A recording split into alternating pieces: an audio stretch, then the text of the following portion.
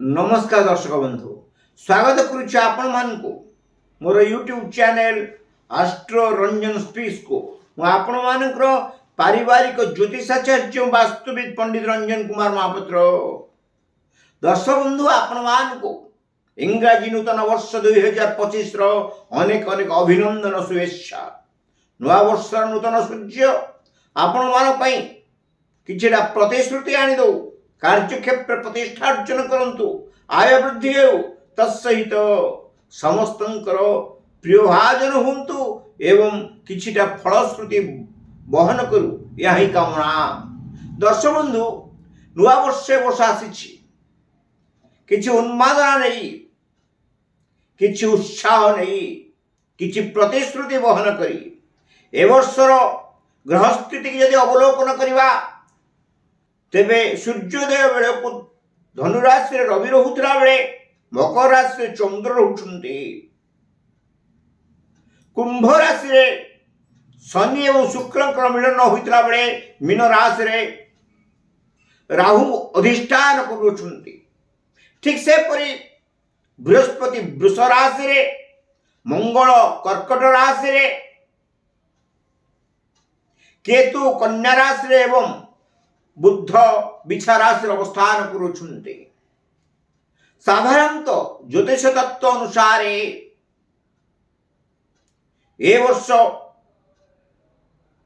द्वितीय तिथि पौष मास शुक्ल पक्ष पड़ूला बेले साधारणतः ओडिशार बा भारत वर्षर बा अन्यान्य ज्योतिष तत्व विचार करी मकर संक्रांति ठार ज्योतिष परिकल्पना करा जाए बा ताहा प्रेडिक्शन प्रदान करा जाए। ए वर्षर मकर राशि मध्य पुनर्वसु नक्षत्र कर्कट राशि पड़ुथिबारु तत्सहित कर्कट चंद्र पड़ुथिबारु ए वर्षर फलाफल को विचार कले यह मध्यम फल प्रदान करिबो बोली विचार करा जाउछि।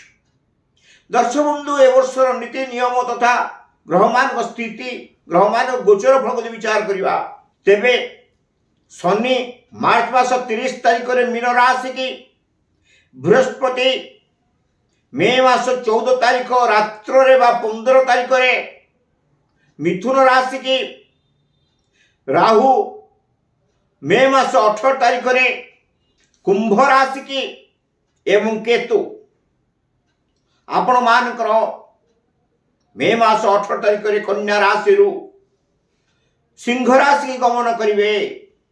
ओलोटा गति बोली कहा जाए, ओलोटा गति करिवे। मंगल मकर राशि को ए वर्ष गमन करिवे नाही।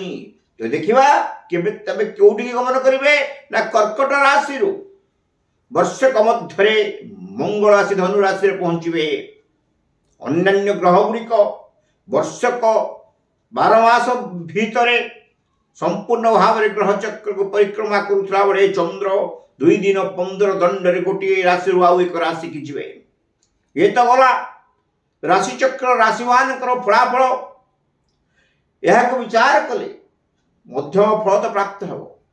विश्व में दुर्घटना भय आकाश पथ जलपथ सड़क पथरे दुर्घटना रेल पथरे दुर्घटना युद्ध परस्पर मनोभाव क्षमता लाभ करिवार एकचाटिया मनोवृत्ति निजको प्रतिष्ठा करिया पाई प्रत्येक देश तत्पर हेबे। विशेषकर अमेरिका, रूसिया, जापान, फ्रांस आदि देश माने निजर कर्तृत्व जाहिर करिया पाई चेष्टित हेबे।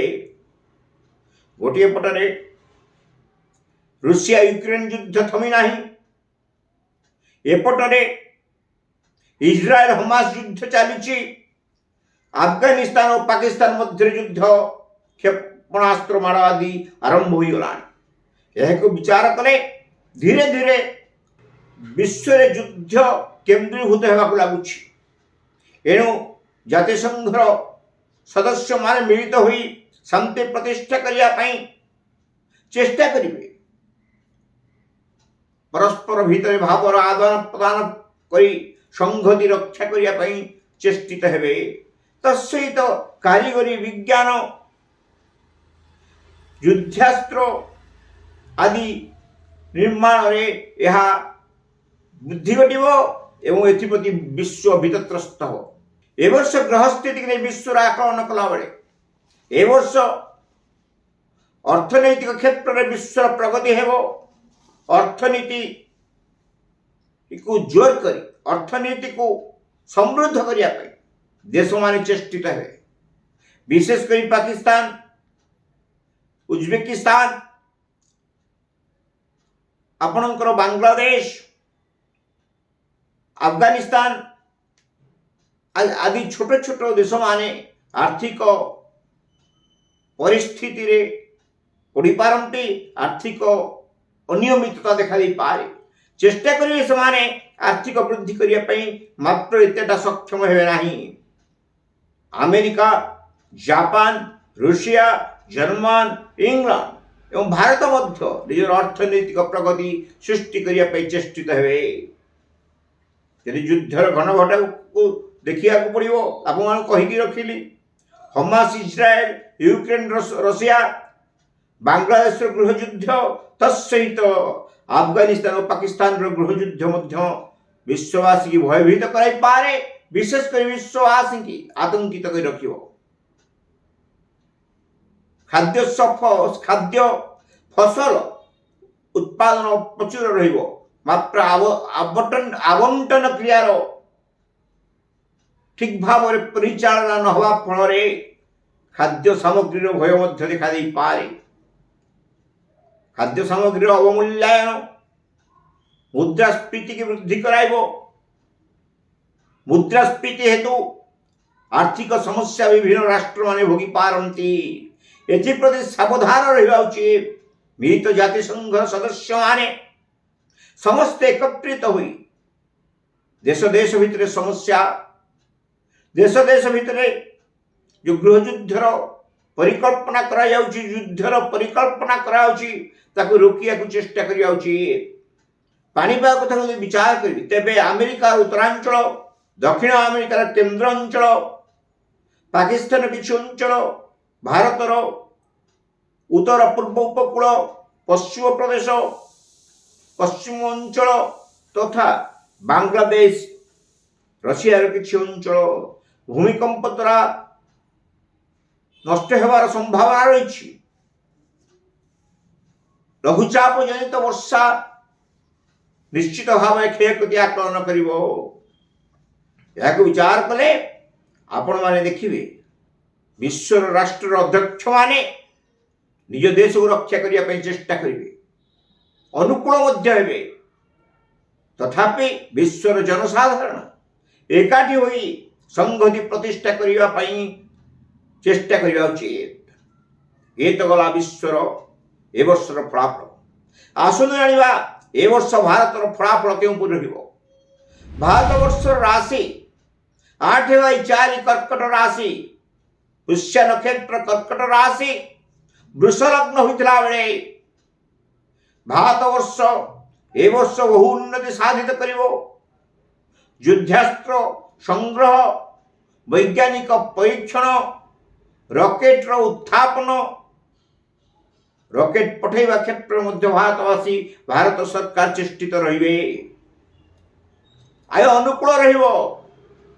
मात्र संत्रासवाद, परस्पर दलीय राजनीति को नहीं अवरोध किछिटा समस्या सृष्टि करि पारे।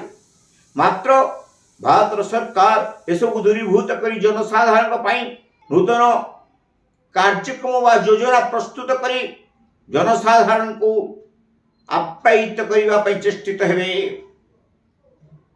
जलवायु कथा को विचार कले भारतवर्षर उत्तरांचल, पूर्वांचल, पश्चिमांचल रे लघुचाप जनित वर्षा, बात्या, प्रबलतर वर्षा सृष्टि हेबा सहित सड़क पथ, रेलपथ, आकाश पथरे दुर्घटना जनित समस्या देखा देव। जंगलर निया ए वर्ष भयंकर स्थिति सृष्टि करि पारे। बहु जीव जंतु मृत्यु घटिबे। यह नहीं विश्ववासी भारतवासी आतंकित हेबे। ଚିନ୍ତାକୁଳ ହେବେ। ସମୟ କ୍ରମରେ ସରକାର ଏହାକୁ ଦୂରୀଭୂତ କରିବା ପାଇଁ ଚେଷ୍ଟିତ ହେବେ। ବିଶେଷ କରି ସନ୍ତ୍ରାସବାଦ, ପରସ୍ପର ବିରୋଧୀ ମନୋଭାବ, ଅସାମାଜିକ ତତ୍ତ୍ୱମାନଙ୍କର ବୃଦ୍ଧି ଏ ବର୍ଷ ଭାରତବାସୀଙ୍କ ପାଇଁ ଚିନ୍ତାର କାରଣ ହେବ। ରେଳ ଦୁର୍ଘଟଣା ମଧ୍ୟ ସମସ୍ତଙ୍କୁ ମର୍ମାହତ କରିବ। ଯଦି ଆର୍ଥିକ ସ୍ଥିତିକୁ ଦେଖିବି, ଆର୍ଥିକ ସ୍ଥିତି ଉନ୍ନତ ରହିବ, ମାତ୍ର ତାର ସୁବିନିଯୋଗ ହୋଇପାରିବ ନାହିଁ, ଯାହାଫଳରେ ଆର୍ଥିକ ଅନିୟମିତତା ଦେଖାଦେଇପାରେ। କାର୍ଯ୍ୟକ୍ଷେତ୍ରରେ ପ୍ରଚୁର କାର୍ଯ୍ୟ ମିଳିବ, ରୋଜଗାରକ୍ଷମ ହେବେ ଯୁବକ ଯୁବତୀମାନେ, ଆୟ ବୃଦ୍ଧି ଘଟିବ, ମାତ୍ର ଶାରୀରିକ ସମସ୍ୟା, ସ୍ୱାସ୍ଥ୍ୟ ସମସ୍ୟା ଦେଖାଦେବ। ବିଶେଷ କରି ପରସ୍ପର ବିରୋଧୀ ମନୋଭାବ, ପାରିବାରିକ ଅଶାନ୍ତି, ରାଜ୍ୟ ବିରୁଦ୍ଧରେ ଏକାଠି ନ ପଡ଼ିବାର କାରଣ ଭାରତବାସୀକି ପଛୁଆକୁ ଟିକେ ପଶ୍ଚାତଗାମୀ କରିପାରେ। ମାତ୍ର ଦେଖିବା ସରକାରଙ୍କର ନେତୃତ୍ୱରେ ଏ ବର୍ଷ ଭାରତବର୍ଷରେ 2ଟି ରାଜ୍ୟରେ, ଗୋଟିଏ କେନ୍ଦ୍ର ଶାସିତ ଏବଂ ଆଉ ଗୋଟିଏ ରାଜ୍ୟରେ ଇଲେକ୍ସନ ହୋଇପାରେ। ଦିଲ୍ଲୀ ଏବଂ ବିହାରର ନିର୍ବାଚନ ବିଚାର କଲା ବେଳକୁ ଶାସନାଧୀନ ଦଳମାନଙ୍କର ସାମାନ୍ୟ ଅବନତି ଘଟିପାରେ, ମାତ୍ର ଦଳମାନଙ୍କର ମିଶ୍ରଣରେ ଶାସନ ଭାର ସେମାନେ ଗ୍ରହଣ କରିବାର ଆଶା କରାଯିବ। ପ୍ରଚୁର ଶସ୍ୟ ଉତ୍ପାଦନ ହେବ। ଖାଦ୍ୟଶସ୍ୟର ଅଭାବ ଦୂରୀଭୂତ ପାଇଁ ସରକାର ଚେଷ୍ଟିତ ହେବେ। ଜନସାଧାରଣଙ୍କୁ ଉପଯୁକ୍ତ ସ୍ୱାସ୍ଥ୍ୟ ପ୍ରଦାନ କରିବା ପାଇଁ ସରକାର ଚେଷ୍ଟିତ ହେବେ। ସଡ଼କ ପଥ ନିର୍ମାଣ ହେବ, ରେଳପଥର ସମ୍ପ୍ରସାରଣ ହେବ। ଏତତ୍ ସହିତ ନୂତନ ଜ୍ଞାନ କୌଶଳ ହାସଲ କରି ଭାରତବର୍ଷ ନିଜର ଆଣବିକ ଶକ୍ତି, କ୍ଷେପଣାସ୍ତ୍ର ବୃଦ୍ଧି ସହିତ ଆହୁରି ମଧ୍ୟ ଯୁଦ୍ଧ ଅସ୍ତ୍ରଶସ୍ତ୍ର କିଣି ନିଜକୁ ସାମର୍ଥ୍ୟବାନ ଭାବରେ ପ୍ରତିପାଦିତ କରିବ। ବିଶେଷ କରି ପାଣିପାଗ ଉପକୂଳତାକୁ ଦେଖିଲେ ଏ ବର୍ଷ ସମସ୍ତେ ସଚେତନ ହୋଇ ରହିଯାଉଛି। ଉତ୍ତର ଭାରତ, ପୂର୍ବ ଭାରତ ଏବଂ ପଶ୍ଚିମ ଭାରତରେ ମଧ୍ୟ ସମସ୍ୟା ଦେଖାଦେଇପାରେ। ଏସବୁ ସତ୍ତ୍ୱେ ଭାରତ ଗୋଟିଏ ଅଗ୍ରଗାମୀ ରାଷ୍ଟ୍ର ଭାବରେ ସମଗ୍ର ବିଶ୍ୱରେ ପରିଗଣିତ ହେବ। ଭାରତବର୍ଷର ପ୍ରଧାନମନ୍ତ୍ରୀଙ୍କ ନେତୃତ୍ୱରେ ଭାରତ ନିଜକୁ ପ୍ରତିଷ୍ଠା କରିବ। କଳା, ସଂସ୍କୃତି, ସାହିତ୍ୟ, କ୍ରୀଡ଼ା ଆଦି କ୍ଷେତ୍ରରେ ଭାରତର କ୍ରୀଡ଼ାବିତ୍ମାନେ, ସଂସ୍କୃତିବିତ୍ମାନେ ତଥା ନୃତ୍ୟ, ଗୀତ, ସଙ୍ଗୀତରେ ବିଶ୍ୱ ଜନସାଧାରଣଙ୍କର ଦୃଷ୍ଟି ଆକର୍ଷଣ କରିବେ। ଆପଣମାନେ ଦେଖିବେ ଭାରତବର୍ଷ ଖୁବ୍ ଶୀଘ୍ର ନିଜକୁ ପ୍ରତିଷ୍ଠା କରିବା ସହିତ ବିଶ୍ୱର ଜନସାଧାରଣଙ୍କର ଦୃଷ୍ଟି ଆକର୍ଷଣ କରିବ। ଏ ତ ଥିଲା ଭାରତବର୍ଷର ଏ ବର୍ଷର ରାଶିଫଳ ଅନୁସାରେ। ଏବେ ଆସୁ ଜାଣିବା ଓଡ଼ିଶାର ରାଶିଫଳ। ଓଡ଼ିଶାର ରାଶିଚକ୍ର ବିଚାର କଲେ ଓଡ଼ିଶା ରାଶି ହେଉଛି 8/4 ପୁଷ୍ୟା ନକ୍ଷତ୍ର, କର୍କଟ ରାଶି, ମିଥୁନ ଲଗ୍ନ। ଏହାକୁ ବିଚାର କଲେ ଓଡ଼ିଶାବାସୀ ମଧ୍ୟ ଏ ବର୍ଷ କାର୍ଯ୍ୟକ୍ଷେତ୍ର ଅନୁକୂଳତା, ଆୟ ବୃଦ୍ଧି, ସମସ୍ୟା ସମାଧାନ ତଥା ବିଶେଷ କରି ଶିକ୍ଷିତ ଯୁବଗୋଷ୍ଠୀଙ୍କୁ ଉପଯୁକ୍ତ ଚାକିରି ପ୍ରଦାନ କରି ସମସ୍ତଙ୍କର ଦୃଷ୍ଟି ଭାଜନ ହେବ। ଆୟ ବୃଦ୍ଧି ଘଟିବ। ସରକାର ମଧ୍ୟ କିଛି ଆଖିଦୃଶିଆ ଯୋଜନା ପ୍ରସ୍ତୁତ କରି ଜନସାଧାରଣଙ୍କର ନିକଟତର ହେବାକୁ ଚେଷ୍ଟା କରିବେ। ବିଭିନ୍ନ ଯୋଜନାମାନ ପ୍ରତିଷ୍ଠା ହେବ। ଯୋଜନାମାନ ଲାଗୁ ହେବା ଫଳରେ ଜନସାଧାରଣ ଉପକୃତ ହେବେ, ସରକାରଙ୍କ ପ୍ରତି ଆସ୍ଥା ପ୍ରକଟ ହେବ।